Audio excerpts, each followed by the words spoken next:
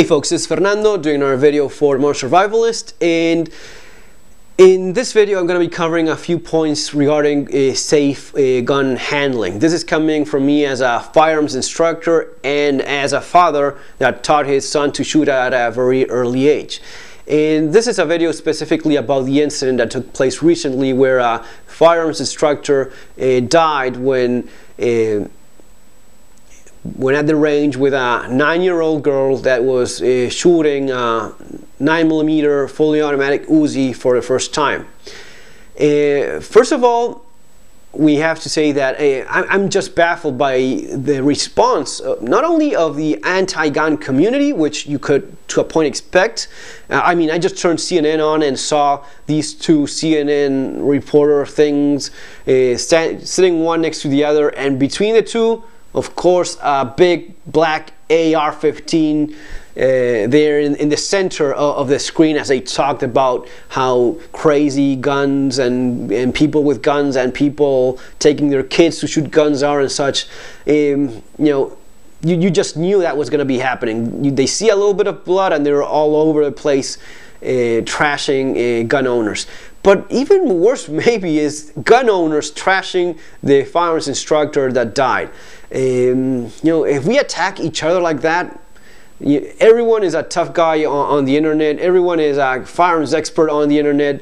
You have to be there, and you have to be there when you make that split-second mistake that costs your life. I watched the video. I think the firearms instructor was called Charles Vaca. He's getting a lot of hate from people that don't even know him, and based on what I saw, you know, lots of mistakes that took place there, but he's not half as bad as some people make him look as an instructor. It seemed that was a guy with quite a bit of range experience, quite a bit of experience teaching shooters.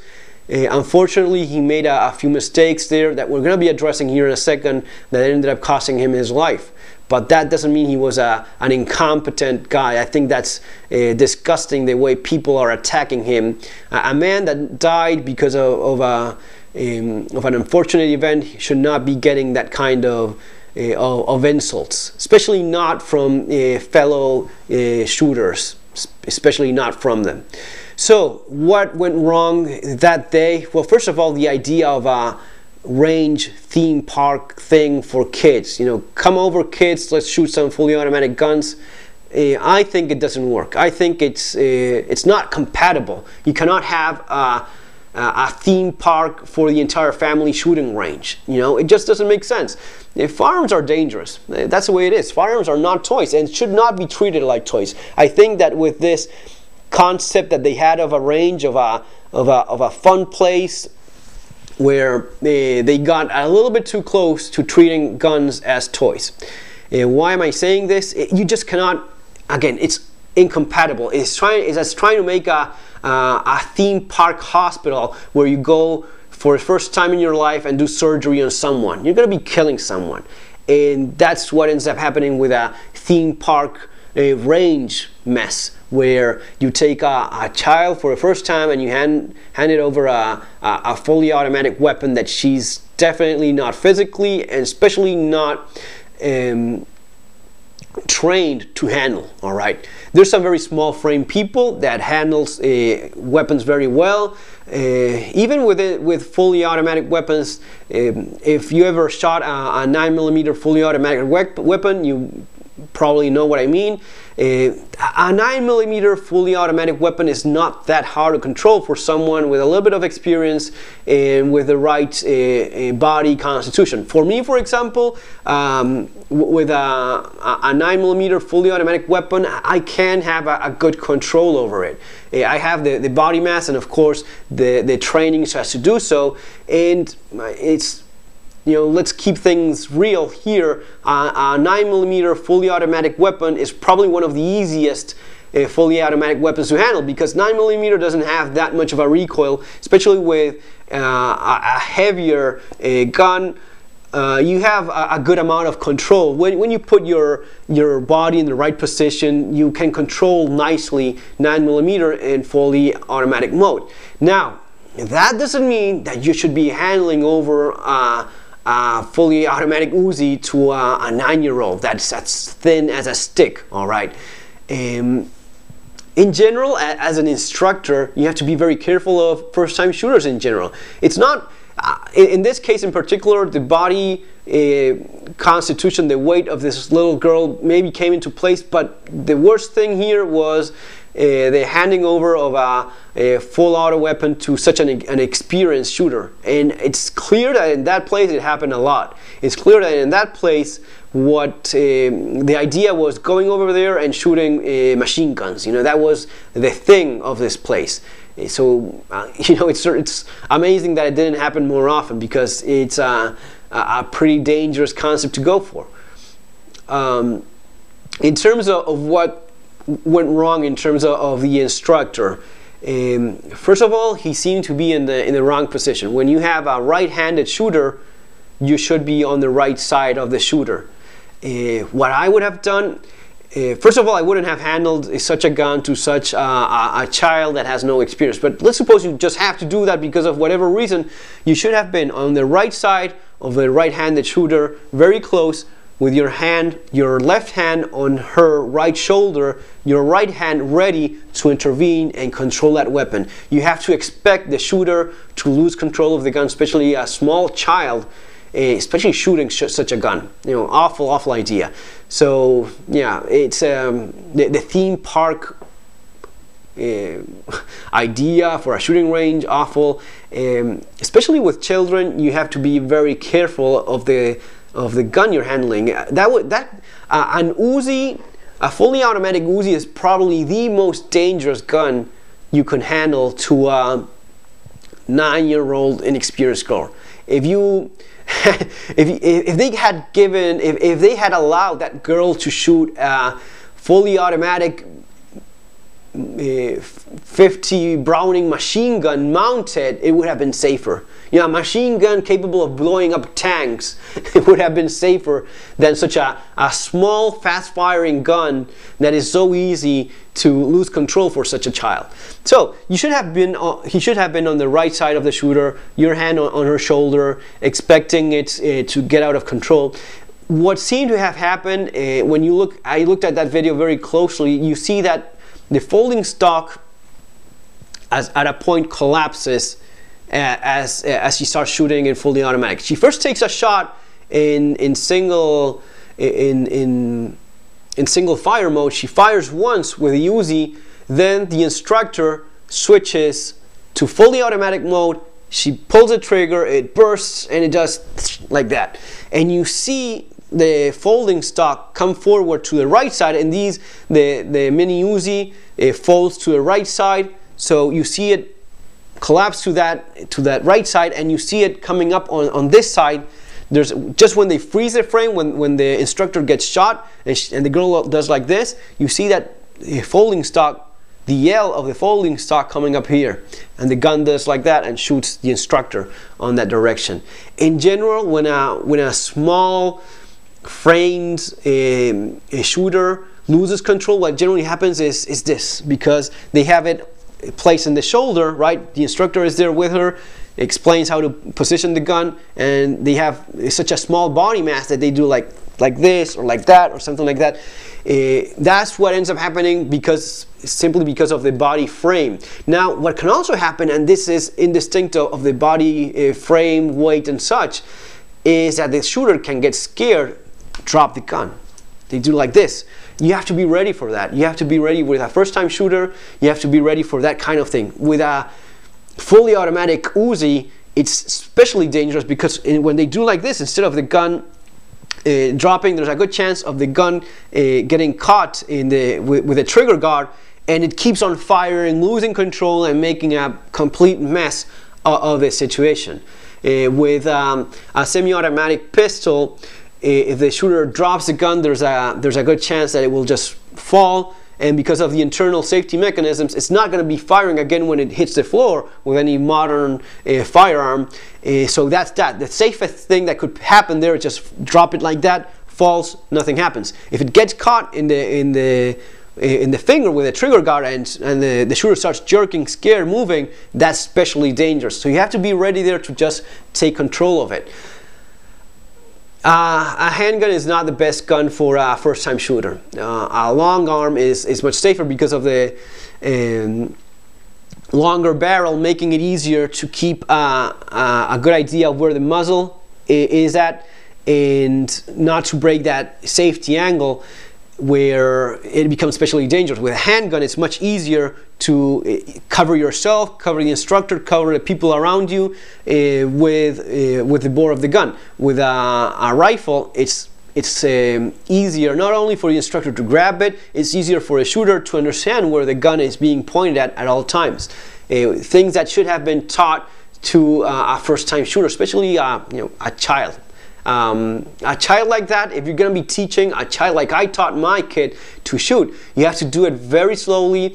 You have to start with, I started with an air gun. I taught my kid, I think that first time he shot an air rifle, he was 5 years old, but I was just right there next with him. He couldn't, just holding it almost for him, explaining how it works, what it does, the sight alignment and such.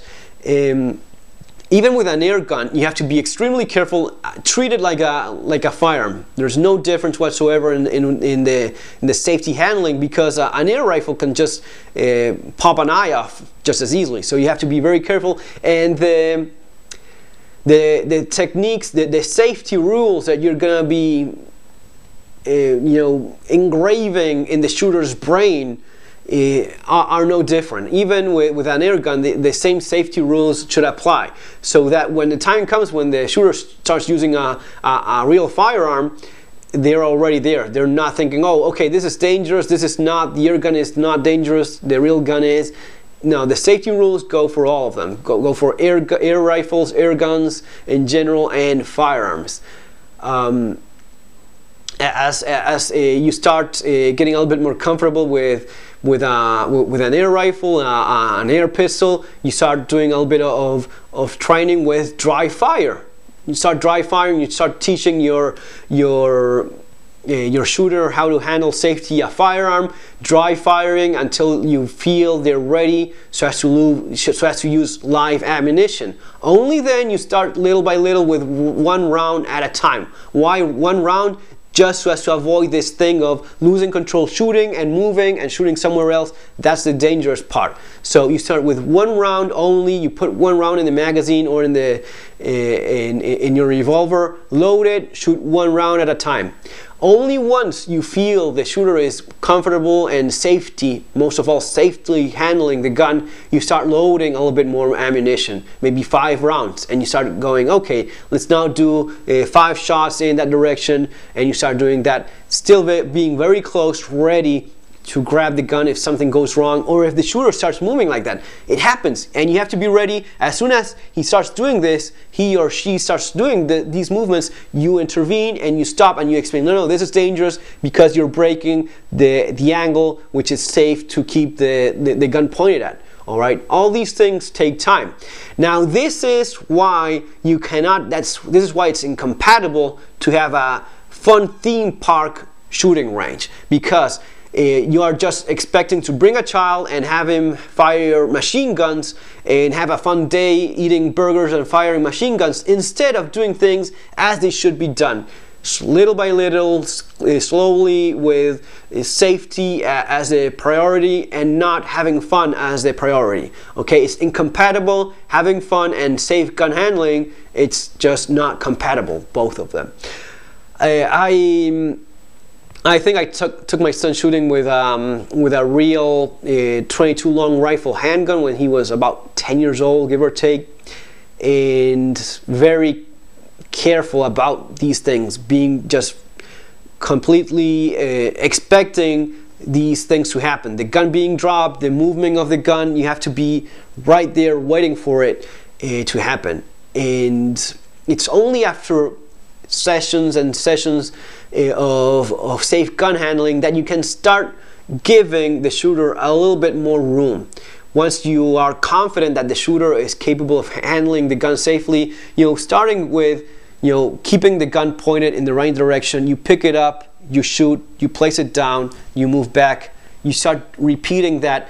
Then you start adding more things. You start using, explaining the use of a holster. You start explaining the reloads. All these things take time. It's not as if it's not like in the movies where people safely handle guns for the first time in their lives out of the blue with no explanation whatsoever. And but it's important to know these things. It's important to know who you are gonna be shooting with, what kind of instructor you have. The reputation of your instructor is very important. You have to know who you're placing your safety. You're handling your safety over to someone else when you go to a shooting range, when you're taking classes. The reputation of the instructor is important. What you do is important as well. Using body armor, which I've talked about many times before. Body armor is crucial. It's essential. You should wear body armor when at the range, especially when taking classes. Doesn't matter if it's a beginner class or a more advanced class. I used to think that a more advanced class was a little bit more dangerous because of some of the more advanced shooting and shooting while moving and such. To a degree, you could say it is more dangerous, but then you realize that any class whatsoever is dangerous, even a beginner's class, simply because you don't know who's standing next to you. So when you're standing in line, in a range, in a class, and you have someone to your right, someone to your left, you have several shooters actually standing all around you to both sides. You don't know who's standing next to you. I don't feel comfortable having someone that I don't even know handling a weapon right next to me. At the very least, having body armor gives you a little bit more of an extra layer of security.